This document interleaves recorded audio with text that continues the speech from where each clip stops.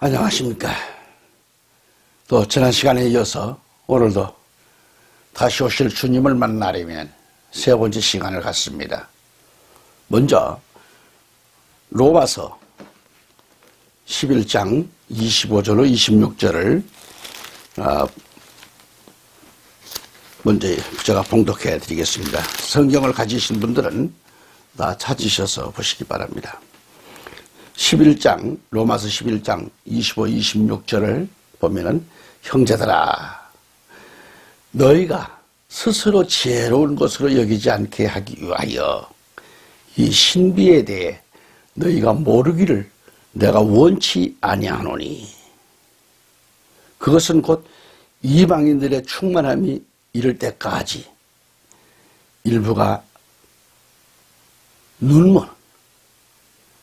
눈모는 일이 이스라엘에게 생긴다는 것이라. 그리하여 온 이스라엘의 구원을 받으리라. 이것은 기록된 바 시온에서 구출자가 나와 야곱에게서 경건치 아니한 것을 돌이키리니 내가 그들의 죄들을 제거할 때에 이것이 그들을 향한 내 언약이니라 같으니라. 아멘. 지금 25절 26절을 읽었습니다.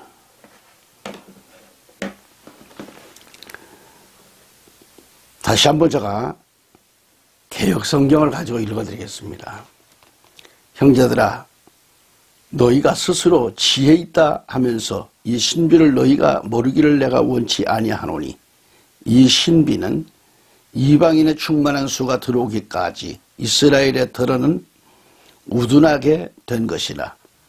그리하여 온 이스라엘이 구원을 받으리라. 기록된 바 구원자가 시온에서 오사 야곱에게서 경건하지 않는 자들을 돌이키시겠고, 내가 그들의 죄를 없이 할 때에 그들에게 이루어질 내 언약이 이것이라 함과 같으니라.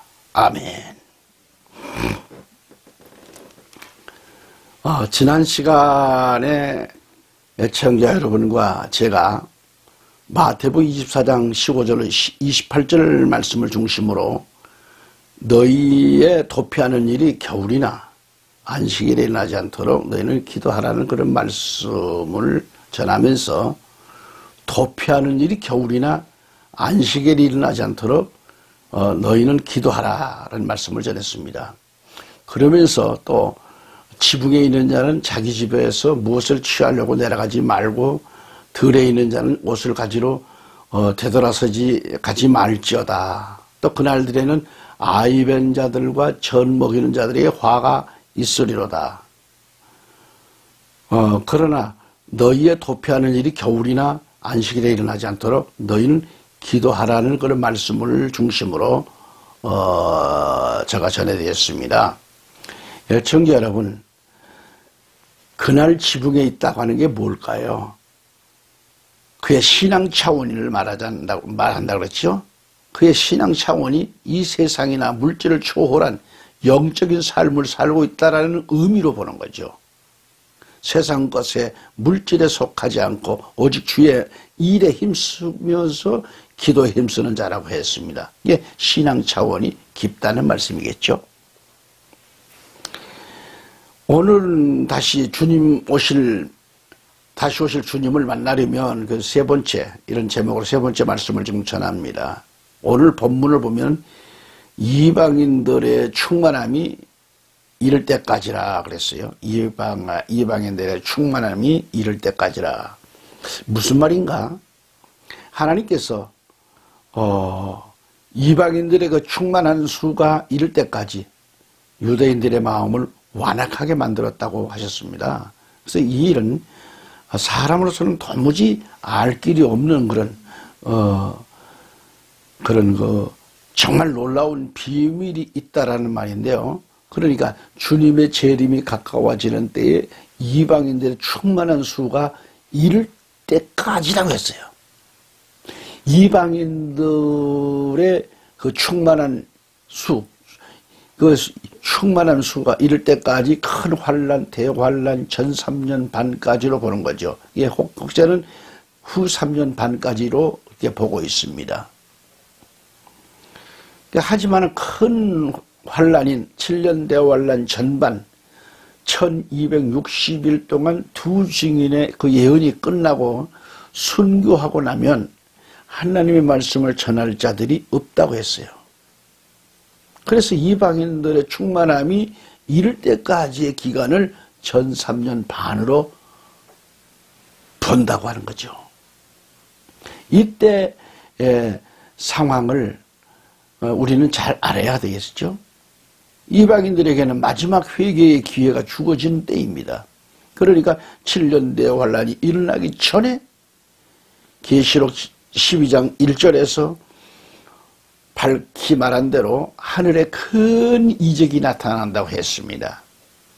여기 이적이란 말은 헬라 원어에서 세메이온, 이거 세메이온은 표적을 의미하는데 이것은 어떤 사리를 가리키는 그런 상징이라는 말과 같은 말입니다. 그래서 계시록에는 본다, 보이다, 본이라는 말이 많이 나오는데 하늘의 큰 이적, 이 표적이 보이는 것은 처음입니다. 그래서 계시록 12장 1절에서 본대로 한 여자가 해로 옷 입고 있는데 그녀의 발 아래에는 달이 있고 그녀의 머리 위에는 12별의 관이 있더라. 관이 있더라.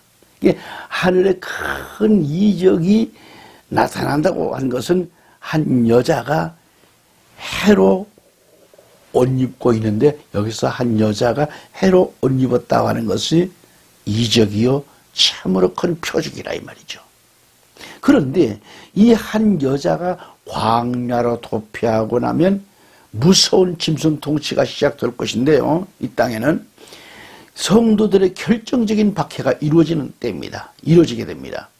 우리 예수님이 오시는 때를 우리는 잘 알 수 없지만은 그러나 반드시 하나님께서는 마지막 때에 나타나는 여러 가지 그 현상, 표적들을 통해서 오직 깨어있는 자들에게 알려주신다라고 말씀합니다. 할렐루야.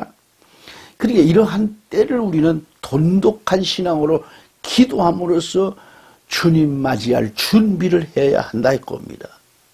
시편 50편 15절에 고난의 날에 나를 부르라. 내가 너를 건지리니 네가 나를 영화롭게 하리로다. 그렇게 말씀이 나와요. 이처럼 마지막 때가 가까울수록 교회가 여러분이 정말 기도해야 한다. 성경에는 부르짖는 기도의 내용을 많이 찾아볼 수 있잖아요. 여기 한 여인은 임산의 고통 때문에 아파서 애써 부르짖고 있습니다. 마지막 때는 편하다, 안전하다 할 그때에 결코 피할 수 없는 날이 오는 거죠. 잉태한 여자에게 해산의 진통이 있듯이 멸망이 순간적으로 호련히 임한다는 것을 우리는 알아야 합니다. 데살로니가전서 5장 3절에 그들이 편안하다 안전하다 하고 말할 그때 아이벤 여자에게 해산의 고통이 임하는 것 같이 갑작스러운 파멸이 그들에게 임하나니 그들이 피하지 못하리라 그랬습니다. 지난번에도 말씀을 드렸듯이 마태복음 24장 19절에서 그 날에 아이벤 자들과 젖 먹이는 자들이 화가 있다고 했듯이 임산부는 도망가는 그날이 오기 전에 속히 해산의 진통을 겪어야 돼요. 짐승의 씨를 받아 임신한 음녀는 음행의 포도주에 취해 있기 때문에 해산의 고통을 알지 못합니다. 못 느껴요. 하늘의 빛을 받아서 임신한 영녀에게, 영적인 사람, 영녀에게는 새날의 왕자를 낳기 위해 아파서 애써 부르짖는 해산의 고통이 있다는 말씀이죠. 어떤 도시에 한 과부가 그 피 맺힌 원한이 있기에 재판장을 매가지 찾아가서 탄원하면서 애원하듯 빛을 받은 교회에게는 여러분 그리스도가 이 땅에 오시기까지 그 누구도 해결해 주지 못하는 피맺힌 한이 있습니다. 이 한이 해결될 때까지 계속해서 부르짖어야 할 것을 말씀하고 있는 거죠. 아멘. 이때는 계시록 12장 4절 말씀처럼 별 3분의 1이 땅에 떨어진다는 겁니다. 그의 꼬리가 하늘의 별들 중 3분의 1을 끌어다가 땅에 던지리라 그래서 던지더라 그랬어요. 그래서 계시록 1장 20절을 보면 별은 누구예요? 교회의 지도자를 가리키죠. 지도자들. 별은. 그리고 꼬리는 뭐예요? 거짓말을 가르치는 선지자를 가리키는 거예요. 이사야 9장 15절 말씀 보면은 뭐라고 했을까요? 거기 보면은 거짓말을 가르치는 대언자는 그 꼬리니라 그렇게 말씀해요. 꼬리라고 말씀해 주었어요. 그러니까 이때는 어떤 도시에 그런 한 과부처럼 피 맺힌 한을 풀어줄 것을 바라고 매일같이 찾아와서 탄원하면서 애원하던 부르짖으라는 겁니다. 성경 말씀을 보면 부르짖는 기도에 대해 많이 나옵니다. 세계로교회 이번 여러분 보셨죠? 세계로교회, 부산 세계로교회 손현보 목사님의 그 울부짖는 모습을 오늘은 마지막 예배라고 하면서 폐쇄 명령을 받고 눈물을 흘리면서 설교하는 모습을 저는 보고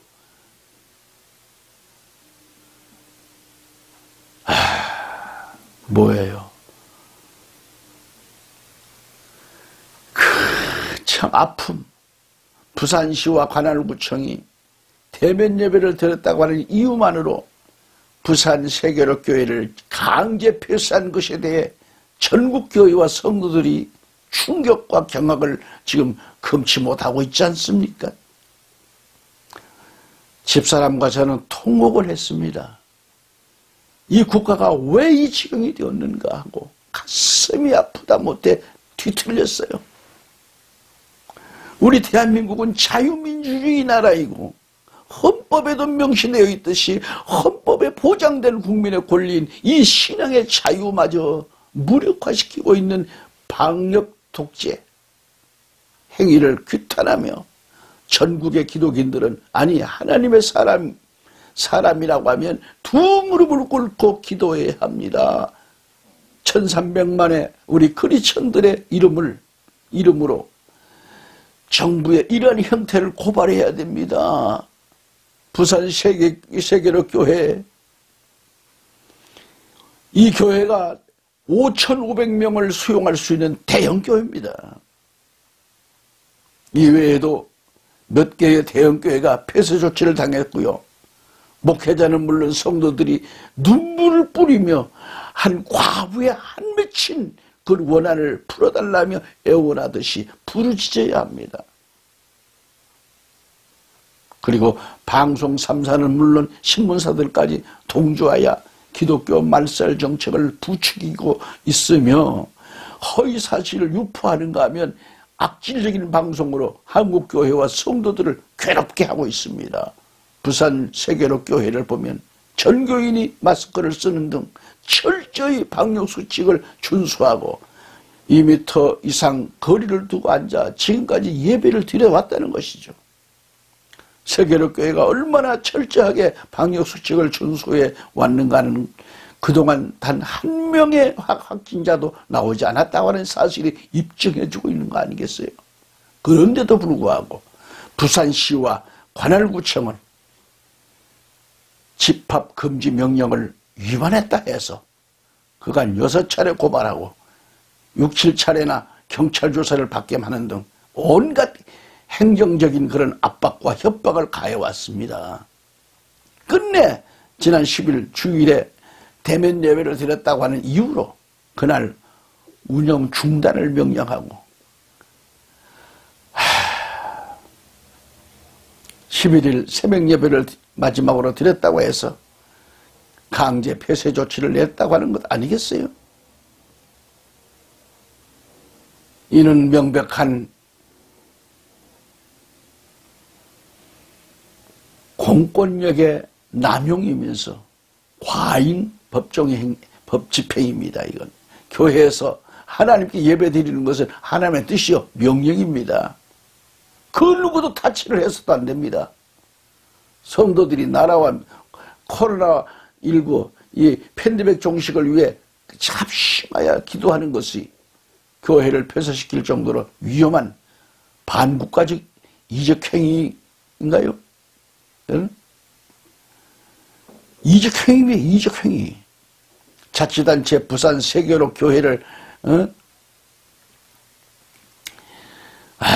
강제 폐쇄하는데 적용한 것은 지난해 9월 국회에서 통과된 감염병 예방 및 관리에 관한 법률 개정안입니다. 이 법의 근본 취지가 뭐예요? 코로나19로부터 국민의 안전을 지키는 것이지 확진자 한 명 나오지 않는 교회를 강제 폐쇄시켜도 된다는 무소불위 법은 아니지 않는가? 또한 부산 세계로 교회는 국민 안전에 위해를 가한 적이 단 한 번도 없잖아요. 신앙에 따라 성도들이 방역수칙을 지키며 모여서 예배를 드렸을 뿐이라는 것. 예배를 대면 또는 비대면으로 드리는 문제는 어디까지나 코로나19 팬데믹 비상상황을 고려한 교회의 자발적인 선택의 문제이지 행정당국이 마음대로 이래라 저래라 규제하고 간섭할 사안은 아니다라는 거죠. 따라서 대면 예배를 드렸다고 하는 이유로 신성한 교회를 그렇게 폐쇄 명령을 내립니까? 폐쇄할 수는 없잖아요. 부산시와 관할구청은 이제라도 부산 세계로 교회와 그 외의 교회를 폐쇄케 한 그런 강제 폐쇄 조치를 즉각 취소하고 방역을 위한 긴밀한 민관 협력에 따른 자율적이고 시민 친화적인 그런 방역에 나설 것을 촉구를 합니다. 기독교의 신앙 본질을 침해, 훼손하는 그 불법 부당한 행위를 계속한다고 하면 우리 한국교회는 결코 좌시해서는 안 될 것입니다. 좌시해서는 안 됩니다. 전 교회가 뭉쳐야 됩니다. 또한 교회와 교단, 기관, 단체가 연대해 법적 대응에 나서야 할 뿐만 아니라 헌법이 보장된 양심의 자유인 신앙을 구속하고 침해하는 행위에 맞서 현재 위헌 청구를 비롯해 할 수 있는 모든 방법을 동원해 대처해 나가지 않으면 안 될 것입니다. 전국의 6만 교회, 1300만 성도님들은 이런 때일수록 더욱 철저한 방역수치 준수로 지역사회의 빛과 소금이 되어주실 것을 당부하지 않을 수 없습니다. 그 어떤 위기 상황에서도 움츠리지 마세요. 우리 한국교회는 핍박당하는 교회들을 위해 하나님께 드리는 그런 기도와 간구로 뜨겁게 응원해 주실 것을 바라고 간곡히 요청하는 겁니다. 다시 본문으로 돌아갑니다. 말세가 가까워질수록 성도들이 정신을 차려야 합니다. 평안하다, 안전하다 할 그때에 결탄코 피할 수 없는 날이 도래할 것인데 잉태한 여자에게 해산의 고통이 이름과 같이 멸망이 호련히 올 것이라고 했습니다. 데살로니가전서 5장 3절의 말씀 보면은 그들이 편안하다 안전하다 하고 말할 그때에 아이벤 여자에게 해산의 고통이 임하는 것 같이 갑작스러운 파멸이 그들에게 임하나니 그들이 피하지 못하리라고 했습니다. 애청자 여러분, 오늘따라 마음이 슬픕니다. 우리 대한민국이 왜 이렇게 되었는가? 국민을 위한 대통령, 국민을 위한 국회가 되어주어야 경제가 살고 국민이 편안할 것인데 경제를 죽이고 국민의 자유를 억압하는 자신의 마음에 들지 않으면 억압하는 것 자신의 마음에 들지 않으면 무조건 적폐로 몰아세우고 감옥으로 집어넣고 형량도 자기들 마음대로 올리기도 하고 내리기도 합니다. 국민을 죽이는 정권, 국회, 자치단체들 정말 슬픕니다. 역사 이래로 교회를 폐쇄시키는 악법은 없었습니다. 한국교회 지도자들이여, 성도 여러분, 신앙의 자유를 보장하는 헌법을 어기면서 기독교를 탄압하는 것은 악법입니다. 전 기독인들이 국가를 상대로 예배드리지 못해 발생한 모든 손해배상을 법적으로 청구해야 할 것입니다. 마태복음 24장 19절에 그 날들에는 아이 벤 자들과 젖 먹이는 자들에게 화가 있으리라 했어요.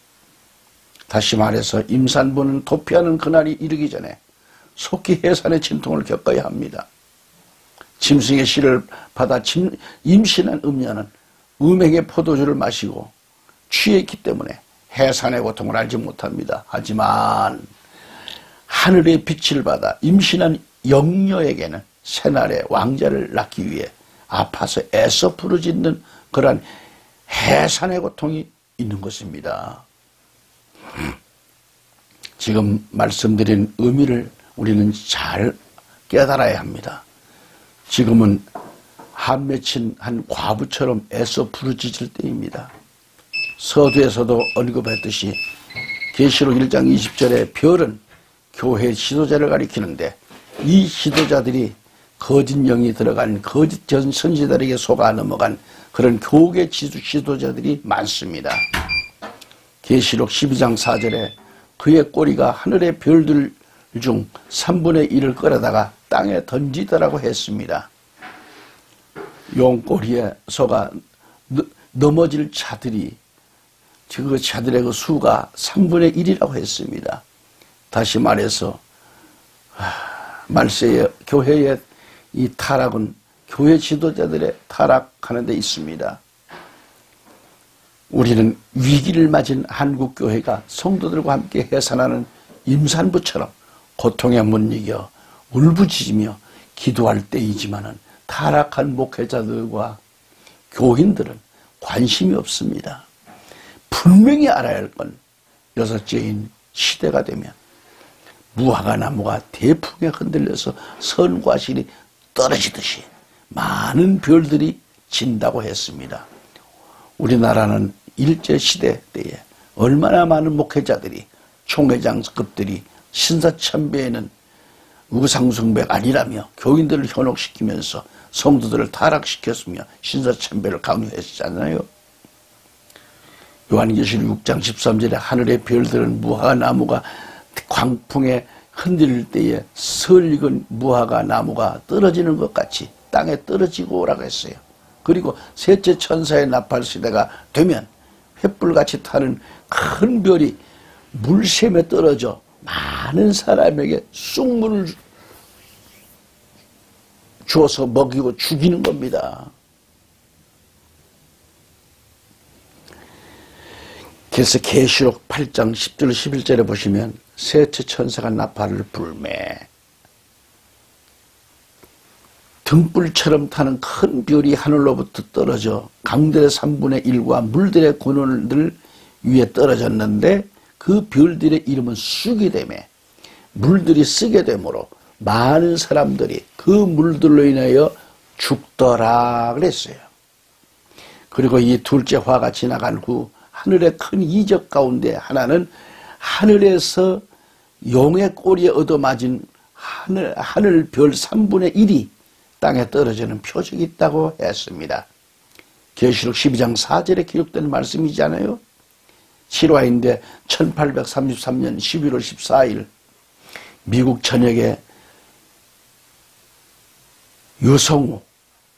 유성우가 밤 2시부터 새벽에까지 하늘은 그 구름 한 점 없이 맑았는데 별들이 비 오듯이 쏟아졌다고 했습니다. 이때 깨어있는 자들은 이것을 다가오는 걸 심판할 일은 경고로 받아들였다고 그러죠.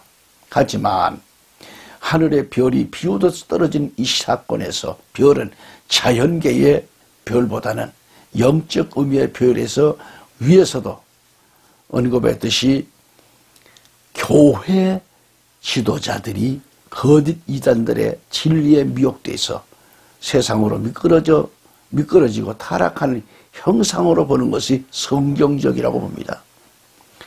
또한 말세에 하늘에서 떨어진 용은 유명한 부흥사요, 대감독, 대신학자, 총회장 등 명예욕과 정열이 횃불이같이 타는 그런 큰 별들에게 침투돼서 그들을 간계한 방법으로 땅에 떨어뜨린 후 그들로 하여금 교회 양들에게 쑥물, 비진리를 먹여서 많은 영혼을, 심령들을 죽게 하는 거죠. 그들은 겉으로는 양의 옷을 입고 있지만은 그곳에는 노략질하는 이단들이라고 했습니다. 마태복음 7장 15절에 거짓 대언자들을 조심하라. 그들은 양의 옷을 입고 너에게 나오나 속은 약탈하는 일이니라 했습니다. 이들은 높은 자리에 앉아 지도자의 칭호를 받기 좋아하고 돈을 좋아하는 자들이죠. 별들이 떨어지는 까닭은 오로지 우리 예수님만 앉으셔야 할 그런 높은 상자를 탐하다가 결국 떨어지고 말았잖아요. 말구유와 같이 낮은 데 처하는 자는 땅에 떨어질 염려가 없습니다. 하늘의 별 3분의 1이 땅에 떨어지면 종말이 속히 임하게 될 것입니다. 할렐루야. 오늘도 이 시간까지 말씀을 애청해 주신 여러분 진심으로 감사를 드립니다. 제가 늘 말씀을 드리는 것은 오로지 깨어 기도하는 삶, 무장된 삶, 어떤 압박과 어떤 괴로움이 닥칠지라도 우리는 산으로 들로 지붕으로 올라가서 기도할 수 있는,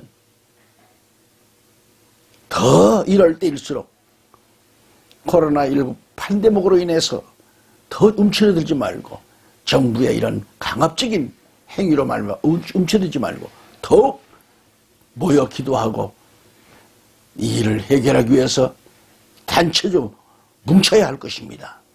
감사합니다.